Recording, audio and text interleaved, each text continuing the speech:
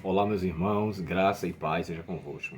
A lição do domingo vem o título Sinais, Obras e Maravilhas. Irmãos, no Evangelho de João, ele chega a descrever cerca de 17 vezes a expressão sinais.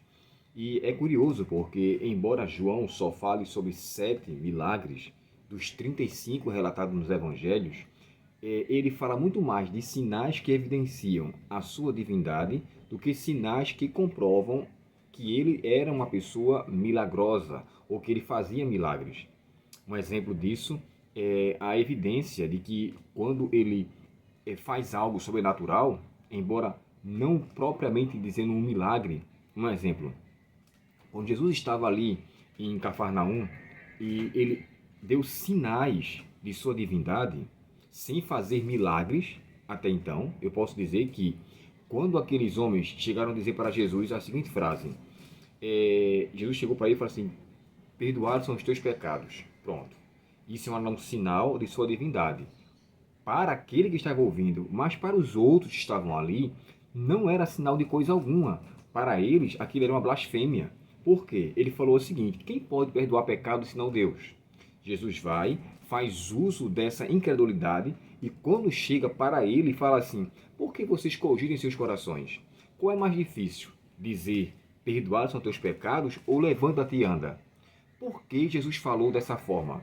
Eu quero deixar claro aqui, irmãos, que Jesus evidenciou a sua divindade para eles através do milagre de fato, que era também um sinal, mas ele evidenciou os sinais de sua divindade antes. Primeiro, quando ele perdoa os pecados. Segundo, quando ele faz leitura dos pensamentos daqueles líderes que estavam presentes. Quando ele fala assim, por que vocês cogitam em seus corações? Por que vocês estão assim, inquietos em si pelo que eu estou lhe dizendo? Aí, para confirmar uma evidência, ou para confirmar o que ele tinha dito sobre o perdão dos pecados, ele confirmou pelo milagre físico. Então, assim, é por isso que João, quando fala de vários sinais, que não são todos os milagres, porque, como eu falei para vocês, né, os milagres que Jesus fez no Evangelho de João, só 7 são relatados. Mas a palavra sinais são muito mais do que isso. Só para a gente fazer uma distinção entre sinais e milagres, porque muitos faziam sinais e milagres, sinais que comprovavam milagres daquela pessoa, mas isso não identificava aquela pessoa como um ser divino, como um ser diferenciado. Um exemplo disso no Antigo Testamento, quando Moisés vai até ali na corte de Faraó e diante do Faraó, ele lança a vara ao chão. A vara de Moisés se transformou em uma serpente viva, literalmente uma serpente viva. Já os magos lançaram suas varas e elas se tornaram uma serpente ilusória, uma serpente de mentira. Aquilo foi tão somente uma ilusão de ótica.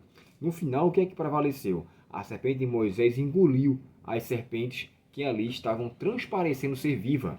Um outro exemplo disso, quando as pragas acontecem, o próprio Deus faz com que as rãs que ele cria ali, na sua segunda praga, elas morram. Todas elas morrem. A Bíblia fala que toda a terra cheirou mal. Eles fizeram o mesmo, mas as rãs dos magos que foram feitas sumiram, desapareceram.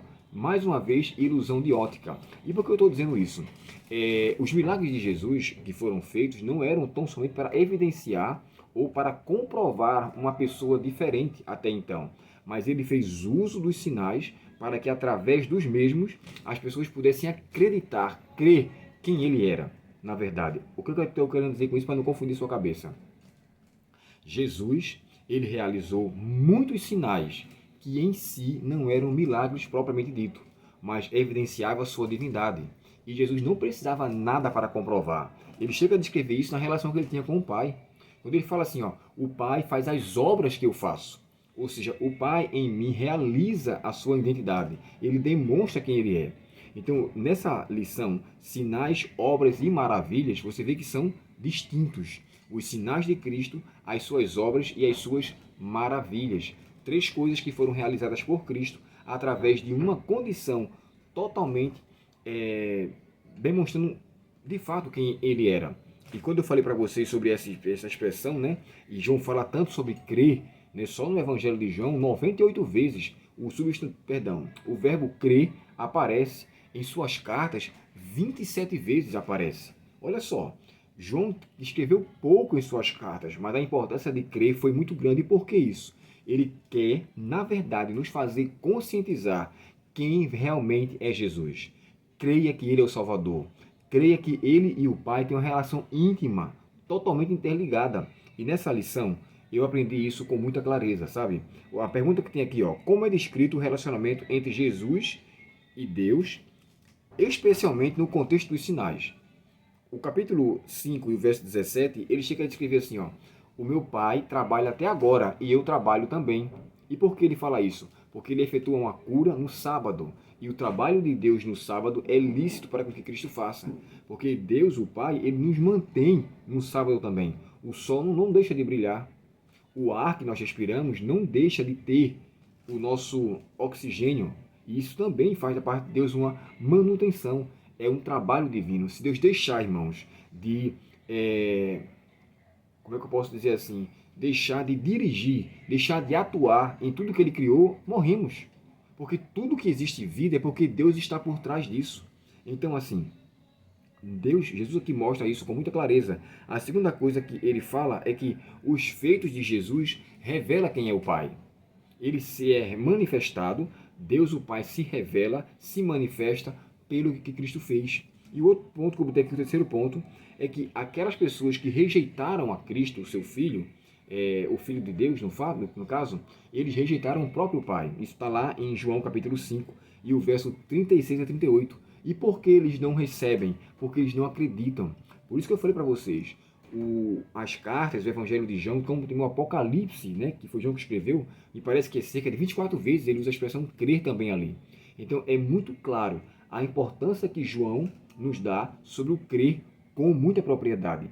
Nunca duvide da divindade da pessoa de Cristo. E aqui nós entendemos sinais, obras e maravilhas que evidenciam a pessoa de Cristo em sua relação com o Pai.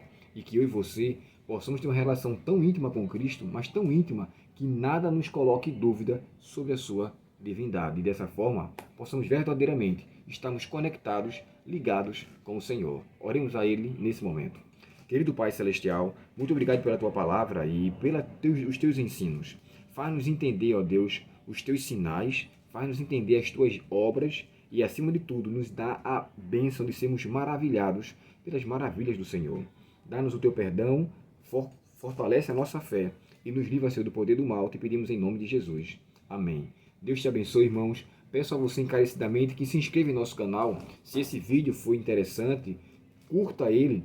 Se você o assiste, curta, não custa nada para você. Mas se a gente faz esse tipo de curtida, se a gente contribui dessa forma, a gente simplesmente mostra ao YouTube que aquele vídeo ele teve relevância. Eu sei que todos fazem de pedir, eu nunca peço isso, né? Eu fui até orientado por um esposo de uma amiga minha, a fazer isso também. E então, por favor, ao assistir, se você gostou, dê o seu like, dê o seu joinha e nos fortaleça aqui no nosso canal para a honra e glória do nome do nosso Pai Celestial. Forte abraço, até o próximo estudo, se Deus quiser. Até logo.